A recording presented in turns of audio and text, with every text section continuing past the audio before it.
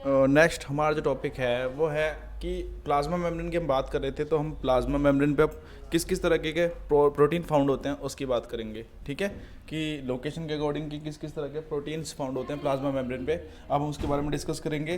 तो देखो, मैंने आपको बताया था कि प्लाज्मा मेम्ब्रेन के अंदर प्रोटीन जो फाउंड होते हैं, जैसे मैंने आपके ये बना दिया प्लाज्मा मेम्ब्रेन मान लो, ठीक है। और इसके ऊपर प्रोटीन कैसे कैसे प्रेजेंट थे, देखो कुछ तो प्रोटीन ऊपर की साइड प्रेजेंट थे, कुछ प्रोटीन नीचे की साइड प्रेजेंट थे, ऐसे लोकेशन इनकी अलग अलग थी। कुछ प्रोटीन पूरे अंदर से बाहर तक प्रेजेंट थे ऐसे, ठीक है। तो उन्हीं के अकॉर्डिंग बता दिया इनका नाम कि भाई क्या होते हैं क्या नहीं होते। तो देखो, सबसे पहली बात कि जो प्रोटीन बाहर की तरफ फाउंड होते हैं, जो बाहर की तरफ फाउंड होंगे ये सारे, ये दोनों, ये सारे क्या होंगे आपके एक्सटेंसिव प्रोटीन होंगे। एक्सटर्नल मतलब एक्सटर्नल प्रोटीन ठीक है। एक्सटेंसिव मतलब कि एक्सटर्नल प्रोटीन, देखो यहाँ पे लिखा भी है they are peripheral membrane proteins, की पेरिफेरी पे, बाहर के किनारे पे, मार्जिन पे प्रेजेंट होते हैं ये। They are present on the outer, ठीक है, और inner surface of the lipid bilayer, या फिर जो प्लाज्मा मेम्ब्रेन है उसी की बात कर रहे हैं, ठीक है। They are losing associated with polar heads, कि देखो आपको पता है कि आपने प्लाज्मा मेम्ब्रेन का स्ट्रक्चर पढ़ा था, और आपने पढ़ा था कि उसका स्ट्रक्चर कुछ इस तरीके से बना होता है। एक क्या होता है आपका फोस्फेट का मॉलिक्यूल होता है, और एक आपका लिपिड का मॉलिक्यूल होता है कुछ इस तरह, और बाई लेयर होती है इसकी भी। ये क्या होती है कि बाई लेयर होती है ना, इस तरह कुछ बाई लेयर होती है, सॉरी कुछ बना लेते हैं नाम से, कि इस तरह से कुछ क्या होती है बाई लेयर होती है।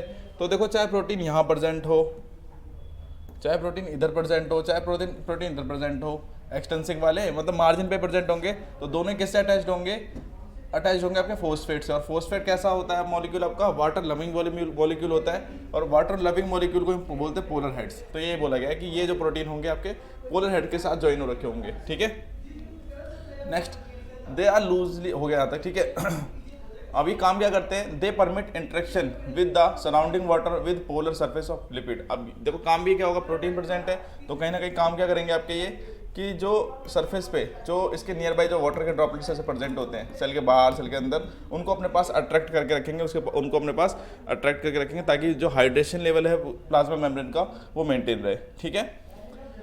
बात करेंगे हम सेकंड प्रोटीन की, कि सेकंड प्रोटीन कौन सा होता है। तो आपका सेकंड जो प्रोटीन होता है वो होता है आपका इंटर्नसिक प्रोटीन, सॉरी, ठीक है। इंटर्नसिक प्रोटीन मतलब जो अंदर की तरफ प्रेजेंट होते हैं, यहाँ या फिर बोल सकता हूँ जो बीच में बिल्कुल प्रेजेंट होंगे ना, ऐसे मैं अलग कलर से बना देता हूँ, ठीक है। कि जैसे मान लो कोई प्रोटीन ऐसे प्रेजेंट है जो प्लाज्मा मेम्ब्रेन के बिल्कुल बीचों बीच प्रेजेंट है, इंटरनल बिल्कुल, उसको बोलोगे आप इंटरनल प्रोटीन या फिर इंटेग्रल प्रोटीन, ठीक है। दूसरा नाम भी हो सकता है इसका, इंटेग्रल प्रोटीन नाम से भी पूछ सकता है आपको, तो इसमें कंफ्यूज नहीं होना है। इंटर्नसिक प्रोटीन या फिर इंटेग्रल प्रोटीन वो प्रोटीन होते हैं जो प्लाज्मा मेम्ब्रेन के जस्ट बीच में प्रेजेंट होते हैं, बिल्कुल इनसाइड की तरफ, ठीक है। यहाँ तक हो गया था हमारा प्रोटीन। नेक्स्ट हम डिस्कस करेंगे भाई कि कौन कौन से आपके लिपिड प्रेजेंट होते हैं क्या प्लाज्मा मेम्ब्रेन के पास, क्योंकि आपने पढ़ा था कि प्लाज्मा मेम्ब्रेन पे प्रोटीन भी प्रेजेंट होता है, लिपिड भी प्रेजेंट होता है, और कार्बोहाइड्रेट भी प्रेजेंट होता है, ठीक है। और नॉर्मल वाले लिपिड नहीं होते यहाँ पे, ठीक है।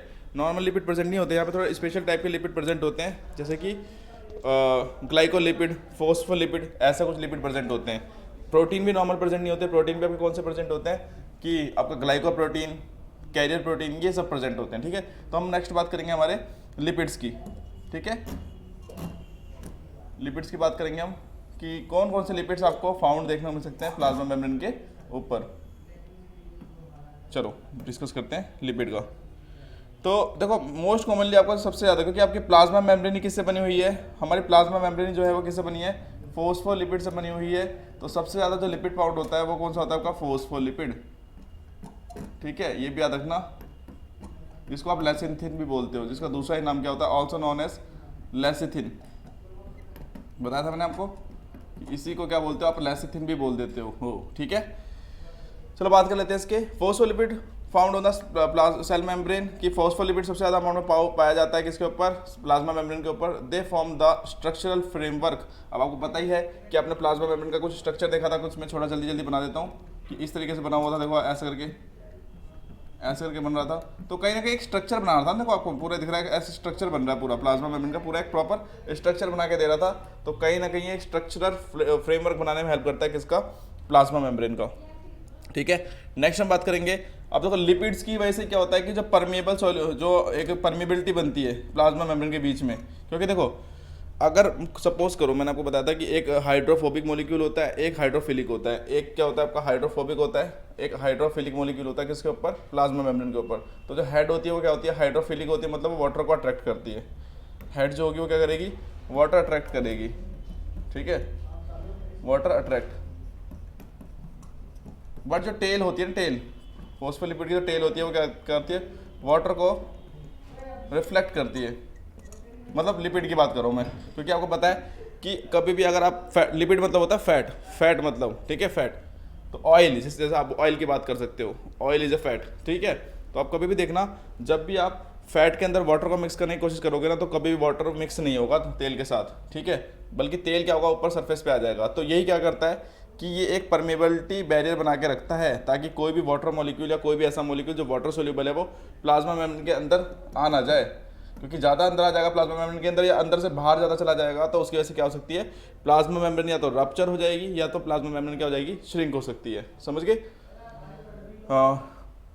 क्या क्या बनाता है, परमेबिलिटी बैरियर बनाता है टू आयंस चार्ज, ठीक है, आयंस चार्ज पार्टिकल होते हैं, ठीक है, and polar molecules. Polar molecules मतलब लविंग वाटर लविंग मॉलिक्यूल्स या फिर वाटर वाले मॉलिक्यूल्स की बात कर सकते हो आप, ताकि इन मॉलिक्यूल्स को क्या किया जा सके, परमिबिलिटी दी जा सके, मतलब ये अपनी मर्जी से अंदर ना आ सके। परमिबिलिटी का मतलब होता है परमिशन, ये जो लिखा है परमिबिलिटी, इसका मतलब है परमिशन, कि किसी भी वाटर मॉलिक्यूल को अगर अंदर आना है ना, तो वो पहले परमिशन लेगा, मतलब यहाँ से परमिशन लेगा लिपिड मॉलिक्यूल से, फिर अंदर जाएगा। या फिर जो आपके चार्ज आयन होते हैं, जैसे Na हो गया, Na+ होता है ना, Na+ हो गया, सोडियम हो गया ना, सोडियम हो गया, ठीक है, कैल्शियम हो गया, ये सारे जो जितने भी चार्ज आयन होंगे, ठीक है, कैसे भी चार्ज आयन हो सकते हैं, चाहे वो प्लस वाले मतलब पॉजिटिव आयन हो, चाहे वो नेगेटिव आयन हो। जैसे कि आपका सोडियम हो गया, ठीक है, क्लोराइड होता है आपका वो माइनस, मतलब उसके ऊपर नेगेटिव चार्ज होता है। तो किसी भी तरह के चार्ज आयन, चार्ज मतलब कि उनमें कोई ना कोई चार्ज प्रेजेंट है, मतलब या तो नेगेटिव चार्ज उसके ऊपर प्रेजेंट है या फिर पॉजिटिव चार्ज प्रेजेंट है, तो उनको भी क्रॉस करने के लिए कहीं ना कहीं प्लाज्मा मेम्ब्रेन की परमेबिलिटी को क्रॉस करना पड़ता है। वो मतलब वो अपनी मर्जी से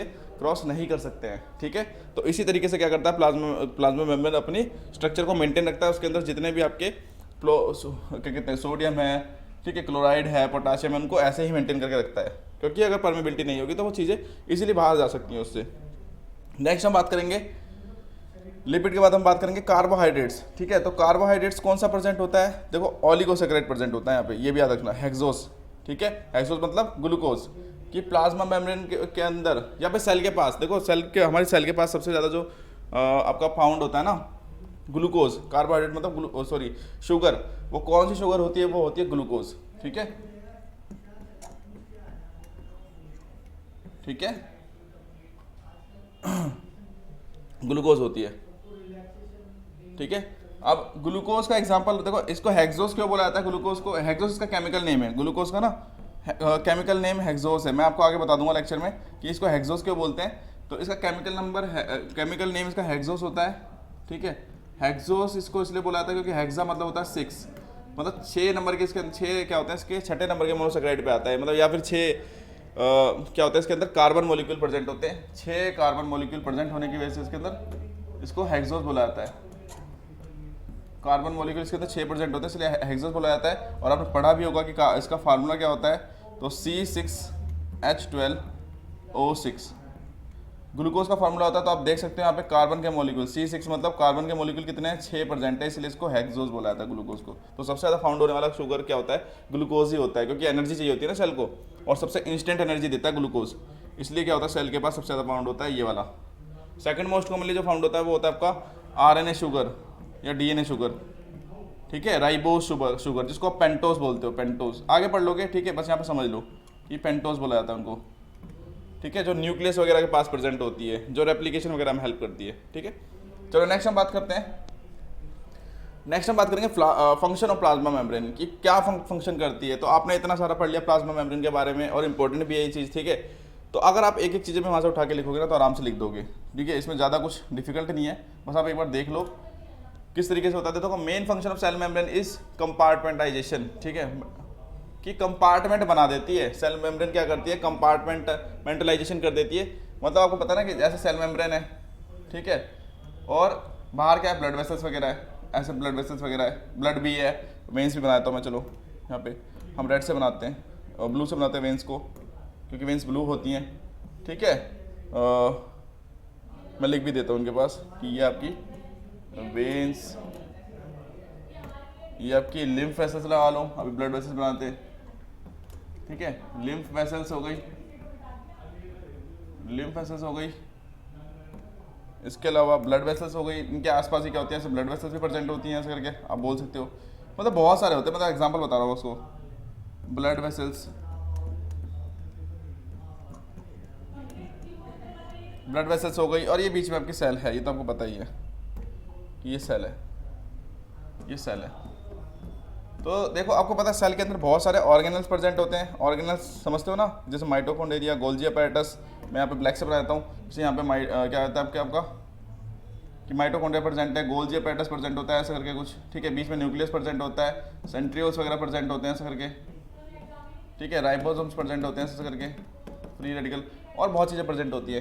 तो देखो कहीं ना कहीं ये जितने मॉलिक्यूल्स हैं, जितने भी आपको मॉलिक्यूल्स दिख रहे हैं सारे, ये कहीं ना कहीं अलग हो रखे हैं, कंपार्टमेंट बना हुआ है इनका अलग, ठीक है। कि ये ब्लड वेसल से अलग है, सेपरेट हो रखे हैं देखो, और दूसरी वेसल से भी सेपरेट हो रखे हैं। तो जो आपका सेल मेम्ब्रेन का सबसे पहला काम ये होता है कि ये कंपार्टमेंटाइजेशन कर देती है, मतलब जो ऑर्गेनल्स होते हैं सेल्स के उनको दूसरे चीज़ों से अलग कर देती है।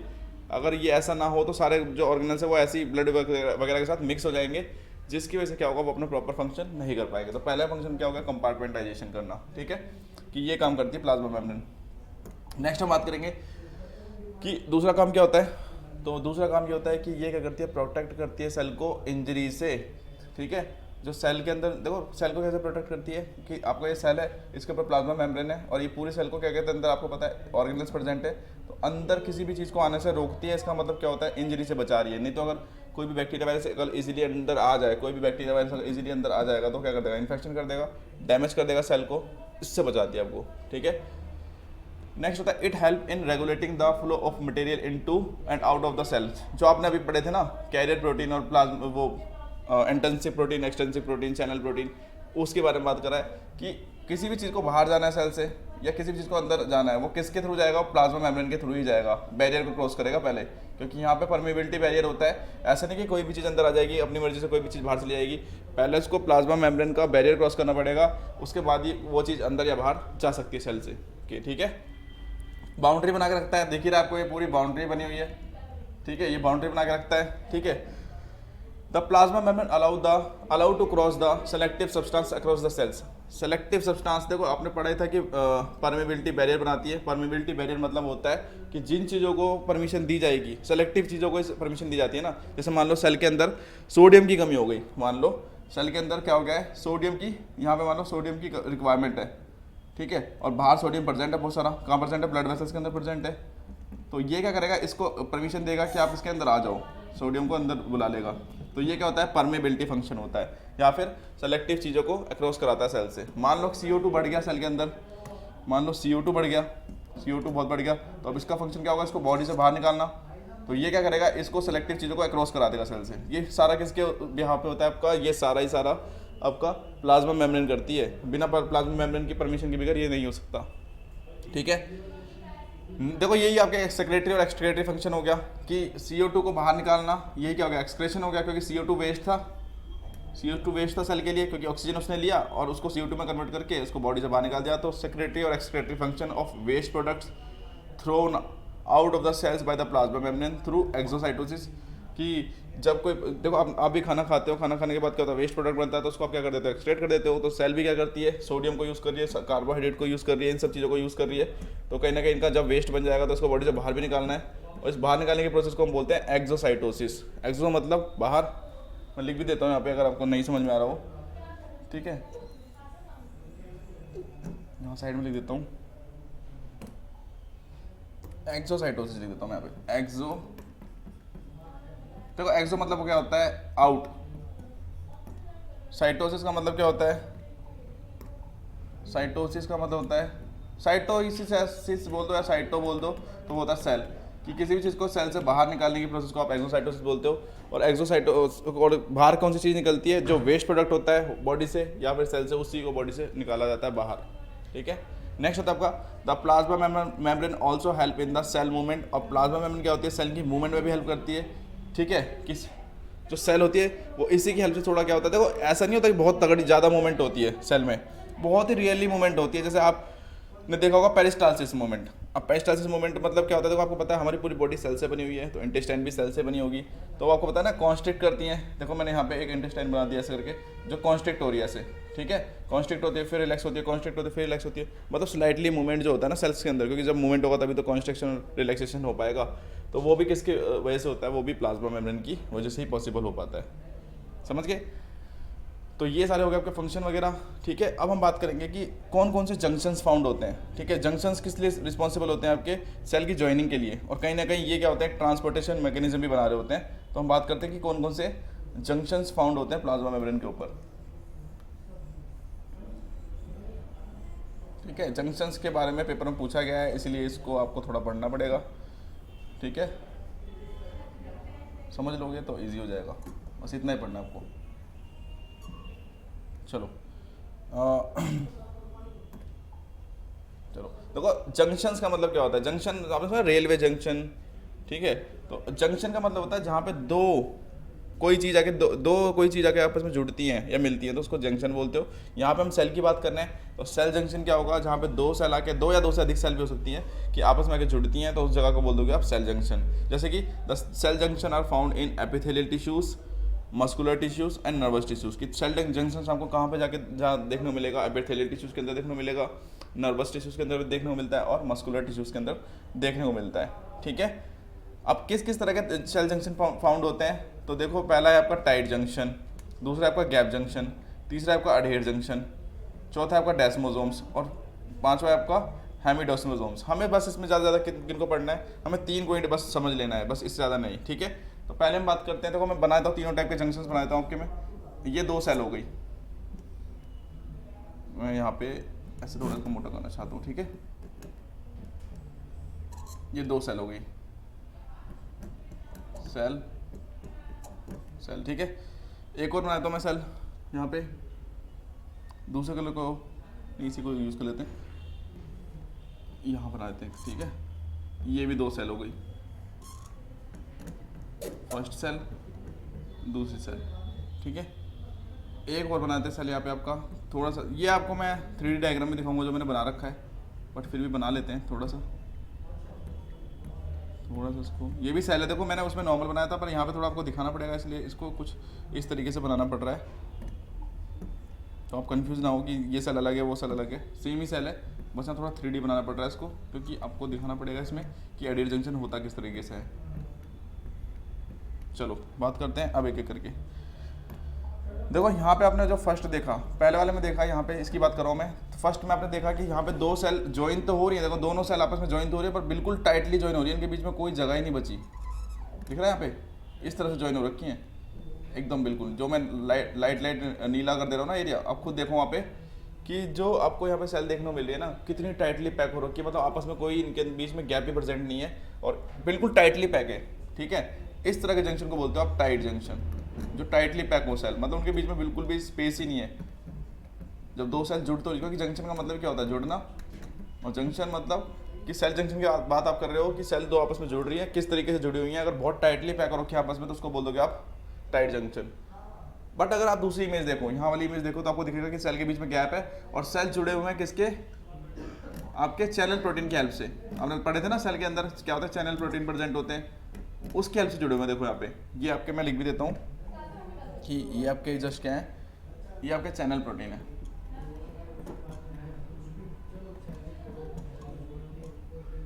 चैनल प्रोटीन, ठीक है। ये आपके चैनल प्रोटीन है, और देखो सेल, देखो आपस में उनके गैप है, सेल के अंदर गैप प्रेजेंट है, बट जुड़े किसकी हेल्प से हैं, चैनल प्रोटीन की हेल्प से जुड़े हुए, क्योंकि हम जंक्शन की बात कर रहे हैं। याद रखना कि जंक्शन की बात कर रहे हैं, और जंक्शन में हमेशा सेल की ज्वाइनिंग की बात की जाएगी, चाहे वो किसी की हेल्प से जुड़ रहे हो। अगर टाइटली जुड़े हो तो टाइट जंक्शन बोल दोगे, अगर बीच में क्या होगा, थोड़ा गैप प्रेजेंट है, तो उसको बोल दोगे आप गैप जंक्शन, ठीक है। गैप जंक्शन बोल दोगे इसको, गैप जंक्शन, ठीक है।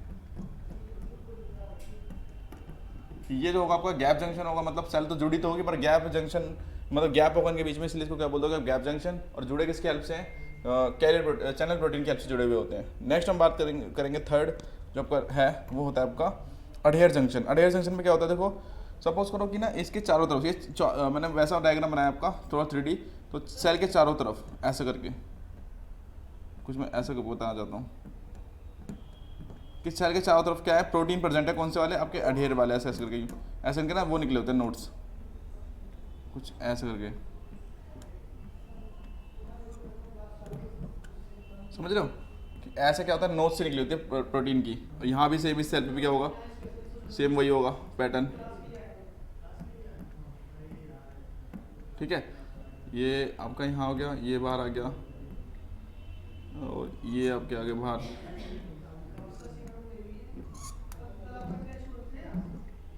कुछ इस तरह से, ठीक है। यहाँ पे ऐसे इसके जो प्रेजेंट होंगे। चलो अब आपको दिख रहा होगा, देखो इस तरह के कुछ सेल प्रेजेंट है और ये प्रोटीन का अडेरेंस हो रखा है। देखो चारों तरफ जो प्रेजेंट दिख रहा है ना आपको प्रोटीन, चारों तरफ ये जो प्रोटीन फाउंड हो रहे हैं, ये हो गया, ये हो गया, ये सारे, ये क्या है, अडेरेशन ऑफ प्रोटीन, अडेयर, ठीक है। अडेयर का मतलब क्या होता है, इकट्ठा होना, अडेयर प्रोटीन की प्रोटीन आप देख रहे हो कि सेल के चारों तरफ क्या हो रखे हैं, अडेयर हो रखे हैं, इकट्ठे हो रखे हैं। और इन अडेरेशन की वजह से देखो यहाँ पे ज्वाइनिंग भी हो रखी है इनके बीच में, कि उस प्रोटीन का अडेरेशन और इस प्रोटीन का अडेरेशन आपस में ज्वाइनिंग कर ले रहा है। और इस तरह के जो आपको ज्वाइनिंग देखने मिलेगी सेल के अंदर, उसको बोलते हो आप अडेयर जंक्शन, ठीक है। कि जो सेल अडेयर प्रोटीन की हेल्प से जुड़ते हैं ना, उसको बोलते हो आप अडेयर जंक्शन। और सबसे ज़्यादा मूवेबल जॉइंट होते हैं। इसके बारे में एक चीज़ और याद रखना कि इन तीनों में से अगर किसी की बात की जाए ना, तो सबसे ज़्यादा मूवमेंट किसके अंदर प्रेजेंट होगी, सबसे ज़्यादा मूवेबल जॉइंट होंगे आपके सेल वाले, मूवेबल, ठीक है। कि इसके अंदर क्या होता है, बहुत ज़्यादा सेल को मूवमेंट करने की जगह मिलती है। बात की जाए सबसे लीस्ट वाला, तो सबसे कम जो मूवमेंट होती है, लेस मूवमेंट होती है, सबसे कम वो होती है आपकी इस वाले में, टाइट जंक्शन में, लेस मूवमेंट, ठीक है। लेस मूवमेंट मतलब सेल मूव तो करेगा पर बहुत ही कम, बहुत कम, क्योंकि यहाँ पे टाइट जंक्शन है, मतलब सेल बिल्कुल मूव कर ही नहीं सकता, ठीक है।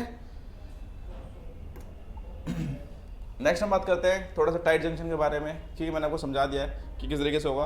तो देखो टाइट जंक्शन आपको बता दिया कि ऐसा जंक्शन होता है जहाँ पे क्या होता है, सेल दोनों, देखो यहाँ पे इमेज बना रखी है कि दोनों सेल आपस में जुड़ी है पर बहुत टाइटली पैक हो रखी है। और ये क्या होता है, इनपरमिएबल जंक्शन बनाता है, मतलब इन दोनों सेल के बीच में इतनी टाइट पैकेजिंग है कि इन दोनों के बीच में से कोई भी चीज़ पास आउट नहीं हो सकती, इनके बीच में से कोई भी चीज़ पास आउट नहीं हो पाएगी, इसलिए इनपरमिएबल जंक्शन बनाता है। ये किस लिए होता है, ताकि प्रिवेंट किया जा सके मॉलिक्यूल्स को from passing through the intercellular space, ठीक है। कि जो भी चीज़ वहाँ पे प्रेजेंट है इंटरसेल्युलर स्पेस के अंदर, उसको वो बाहर ना निकाल सके या बाहर ना जा सके वहाँ से, ठीक है।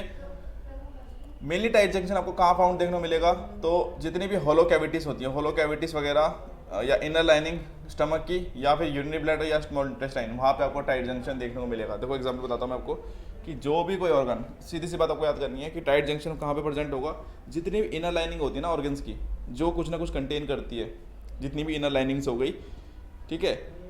हॉलो ऑर्गन्स की, हॉलो मतलब खोखले ऑर्गन, जैसे कि मैं यहाँ पे बनाता हूँ आपका स्टमक, एग्जाम्पल में यहाँ पे मैं एक स्टमक को ड्रॉ कर लेता हूँ, एग्जाम्पल में यहाँ पे मैं एक स्टमक सा बना दे रहा हूँ, ठीक है, ठीक है। ये तो देखो ऊपर वाली लाइन, देखो आपको पता है स्टमक कॉन्ट्रैक्ट भी करता है, तो आउटर लाइनिंग जो होगी ना, आउटर, मैं आउटर की बात नहीं कर रहा, ठीक है। आउटर जो लाइनिंग होगी वो किसी उसकी हो सकती है, आपकी मस्कुलरिस हो सकती है, ठीक है, पेरिटोनियम हो सकती है, कुछ भी हो सकती है, ठीक है। मैं उसकी बात नहीं कर रहा, मैं इनर लाइनिंग की बात कर रहा हूँ। जो इनर लाइनिंग होगी ना, इनर लाइनिंग, यहाँ पे इनर लाइनिंग या इनर जो सेल्स होंगी वो कैसी, उनके अंदर जो होगा आपका, जो ज्वाइनिंग प्रेजेंट होगी वो कैसी होगी आपकी, वो टाइट जंक्शन वाली प्रेजेंट होगी, टाइट जंक्शन वाली। क्योंकि आपको पता है कि स्टमक जो है हमारा कहीं ना कहीं क्या करता है, HCl को कंटेन करता है, या फिर और भी इसके पास एंजाइम प्रेजेंट होते हैं। तो अगर वो HCl यहाँ पे प्रेजेंट है, ठीक है, अगर हाइड्रोक्लोरिक एसिड यहाँ पे प्रेजेंट है, और अगर यहाँ पे टाइट जंक्शन नहीं प्रेजेंट हुआ, तो वो क्या हो सकता है, यहाँ से बाहर आ सकता है, और जो स्टमक की सेल्स उनको डैमेज कर सकता है। इसके साथ साथ जो इसके आसपास ऑर्गन्स होंगे उनको भी डैमेज कर सकता है। तो ऐसे सब्सटेंस का बॉडी से बाहर निकलने से बचाने के लिए क्या होता है, जितने भी हॉलो ऑर्गन्स होते हैं उनकी जो इंटरनल लाइनिंग होगी आपको देखने को मिलेगी, किसकी, मोस्टली देखने को मिलेगी आपको टाइट जंक्शन की। जैसे यूरिनरी ब्लैडर हो गया, ठीक है। अब यूरिनरी ब्लैडर भी आपको पता है कि क्या होता है, उसके अंदर यूरिन कलेक्ट होता है, और अगर मान लो उसका इनर वाली लाइनिंग, इनर लाइनिंग अगर उसकी कैसी टाइट जंक्शन की ना बनी हो, तो क्या हो सकता है, वहाँ से यूरिन बाहर जा सकता है। तो जितने भी हॉलो ऑर्गन्स होंगे या हॉलो कोई भी चीज कैविटी होगी, वहाँ पे क्या होगा, इनर लाइनिंग हमेशा टाइट जंक्शन की होगी मोस्टली, ठीक है। फंक्शन क्या करता है, देखो फंक्शन ये होता है कि these junctions hold the cell together, कि सेल को जोड़ने में हेल्प करता है, पकड़ के रखने में हेल्प करता है। These junctions help in the prevent of fluid leakage, जो मैंने आपको बताया था कि उनके अंदर कोई भी चीज़ सब्सटेंस प्रेजेंट है, लिक्विड सब्सटेंस मेनली, ठीक है, तो उसको बाहर जाने से, लीकेज से बचाता है। They provide stability to the cells, क्योंकि देखो आपको पता है कि टाइट जंक्शन में जो ज्वाइनिंग है उसमें बहुत ज़्यादा गैप नहीं है, बिल्कुल भी गैप प्रेजेंट नहीं है, तो वहाँ पे मूवमेंट प्रेजेंट नहीं होगी, स्टेबिलिटी देगा सेल को, ठीक है। They provide tighter control over what substance are allowed to pass through the space. ठीक है, अब ये क्या होता है, बहुत टाइटर कंट्रोल देता है ताकि कोई भी सब्सटेंस जो भी पास होना चाहता है वो वहाँ से किस तरीके से पास होगा या फिर उसको रोका जा सके वहाँ से निकलने से। ठीक है, नेक्स्ट हम बात करेंगे, मेनली आपको ये याद करना है कहाँ कहाँ फाउंड होते हैं और क्या इसका फंक्शन होता है कैसा, एक डायग्राम बस।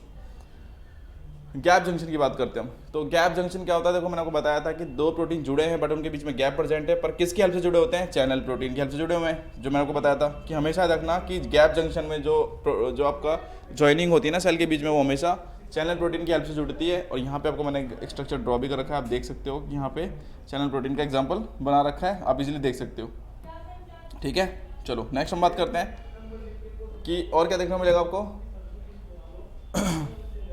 The gap junction channel protein are allow the substance like cytoplasm, ions and small molecules from one cell to another cell। देखो मैं एक बार दोबारा से बना देता हूँ यहाँ पे कि हमने दो सेल बना लिए, ठीक है, दो सेल बना लिए, एक सेल ये रहा एक सेल ये रहा, और इनके बीच में क्या है, गैप चैनल प्रोटीन प्रेजेंट है ऐसे। ठीक है, तो ये क्या करेगा, देखो इस सेल के अंदर से यहाँ पे सब्सटेंस मूव करने में हेल्प करेगा। मान लो इस सेल के अंदर क्या हुआ था, साइटोप्लाज्म की कमी हो गई, तो वो साइटोप्लाज्म कहाँ से यहाँ से यहाँ भेज देगा। मान लो सोडियम की कमी इधर हुई थी, ठीक है, तो सोडियम यहाँ से ले सकता है। ठीक है, ऐसे ही अगर इस सेल में कोई कमी हो रही है, मान लो यहाँ पे साइटोप्लाज्म की कमी हो तो ये भेज भी सकता है इधर। तो क्या होता है, ट्रांसपोर्टेशन ऑफ मॉलिक्यूल में हेल्प कराता है आपका चैनल प्रोटीन। सेल के बीच में जो भी ट्रांसपोर्टेशन हो रहा होता है वो इन्हीं चैनल प्रोटीन की हेल्प से हो रहा होता है और जुड़े भी होते हैं इसकी हेल्प से। तो दो फायदे करता है, एक तो सेल को जोड़ के भी रखता है चैनल प्रोटीन, दूसरा क्या करता है इनके अंदर ट्रांसपोर्टेशन में भी हेल्प कराता है। ठीक है, अब मोस्टली कहाँ पे फाउंड देखने को मिलता है आपको, तो ये जितने भी ए वैस्कुलर टिश्यूज होते हैं ना, ए वैस्कुलर टिश्यूज मतलब जहाँ पे ब्लड वेसल्स प्रेजेंट नहीं होती है। ठीक है, ए वैस्कुलर टिश्यूज मतलब जहाँ पे ब्लड वेसल्स प्रेजेंट नहीं होती, मतलब जहाँ पे खून नहीं होता, सीधी बात, यहाँ पे खून नहीं होता वहाँ पे क्या होता है आपका ये फाउंड होता है। जैसे कि लेंस देखा है ना आपने, लेंस बिल्कुल क्या होता है, क्लियर आपका होता है, बिल्कुल क्लियर। ठीक है, आपने देखा होगा लेंस क्या होता है, बिल्कुल क्लियर होता है, तभी तो उसके आसपास क्या होता है, चीज़ें ट्रांसमिट हो सकती हैं। अगर लेंस के अंदर ब्लड ही भर जाए तो क्या होगा, वो लाइट को क्रॉस कर पाएगा, नहीं कर पाएगा। तो लेंस, ठीक है, जो ए वैस्कुलर टिश्यूज होते हैं वहाँ पे क्या होता है आपका ये वाला जंक्शन फाउंड होता है। नेक्स्ट हम बात करेंगे अडहियर जंक्शन की। ये भी इंपॉर्टेंट है, देखो ये तीन ही जंक्शंस पढ़ लेना, यही इंपॉर्टेंट है, इससे ज़्यादा नहीं आएगा। तो नेक्स्ट हम बात करते हैं अडहियर जंक्शंस की। अडहियर जंक्शन का मैंने आपको बता भी दिया था कि कुछ इस तरीके से आपको स्ट्रक्चर देखने को मिलेगा कि दो सेल्स आपको यहाँ पे फाउंड देखने को मिल रही हैं, एक सेल तो ये रही, एक सेल ये रही। ठीक है, और दोनों के आसपास क्या आपको देख रहे हैं, अडहियर प्रोटीन फाउंड हो रहे हैं। ठीक है, प्रोटीन प्लाक बना हुआ है जो आसपास देख रहे हैं आपको, प्रोटीन ऐसे निकले हैं ऐसे से, ये अडहियर प्रोटीन है सारे, अडहियरेशन प्रोटीन का अडहियरन हो रखा है, इनको एक प्रोटीन प्लाक बोल देते हैं। ठीक है, कंफ्यूज मत होना नाम से, देखो इसके पास भी प्रोटीन प्लाक प्रेजेंट है और इसी के हेल्प से देखो यहाँ पे जुड़ भी रहे हैं। यहाँ इसका प्रोटीन आ गया, इससे जुड़ गया, यहाँ इसका प्रोटीन, यहाँ इसका प्रोटीन, ये जुड़ गया, यहाँ इसका प्रोटीन, यहाँ इसका प्रोटीन, ये जुड़ गया, तो अडहियर जंक्शन बन गया। ठीक है, तो ये क्या होता है, अडहियर जंक्शन होता है आपका कि दो सेल जुड़ तो रहे हैं पर किसकी हेल्प से जुड़ रहे हैं, प्रोटीन प्लाक की हेल्प से जुड़ रहे हैं, या फिर अडहियरेशन जो प्रोटीन हो रखा है ना उनके ऊपर, उसकी हेल्प से जुड़ रहे हैं। ठीक है, और बहुत ज़्यादा मूवेबल जॉइंट होते हैं कि इजीली मूव कर सकते हैं। इसके बारे में पढ़ते हैं, the protein plaque adhere all side of the cell and connect the cell by help of these protein की। इन्हीं अडहियर प्रोटीन की हेल्प से क्या होता है, प्रोटीन प्लाक की हेल्प से क्या होता है, ये सेल जुड़ता है। ठीक है, these junction allow mobility to the cells की, मोबिलिटी देता है सेल्स को बहुत ज़्यादा। तो जहाँ पे ज़्यादा मोबिलिटी प्रेजेंट होती है ना, जहाँ पे हमारी बॉडी में ज़्यादा मूवमेंट हो रही होती है, लाइक एग्जांपल की स्मॉल इंटेस्टाइन, तो स्मॉल इंटेस्टाइन या फिर लार्ज इंटेस्टाइन की बात कर लेते हैं। ठीक है, मोस्टली स्मॉल इंटेस्टाइन, तो वहाँ पे कौन से आपको जंक्शन देखने को मिलेंगे मोस्टली, तो वहाँ पे आपको अडहियर जंक्शन देखने को मिलेंगे। जैसे कि पेरिस्टालसिस मूवमेंट यहाँ पे एग्जांपल दे भी रखा है, और ये कहाँ पे फाउंड होते हैं, मोस्टली स्मॉल इंटेस्टाइन के अंदर। ठीक है, जहाँ भी मूवमेंट की आवश्यकता ज़्यादा है, जिस भी जगह पे हमारी बॉडी में मूवमेंट ज़्यादा चाहिए, मूवमेंट मतलब कॉन्स्ट्रिक्शन, रिलैक्सेशन वगैरह ज़्यादा चाहिए, उस ऑर्गन के पास या उस जगह पे क्या होगा, आपको अडहियर जंक्शन ही देखने को मिलेगा, क्योंकि यही सबसे ज़्यादा मूवमेंट प्रोवाइड कर सकता है। ठीक है,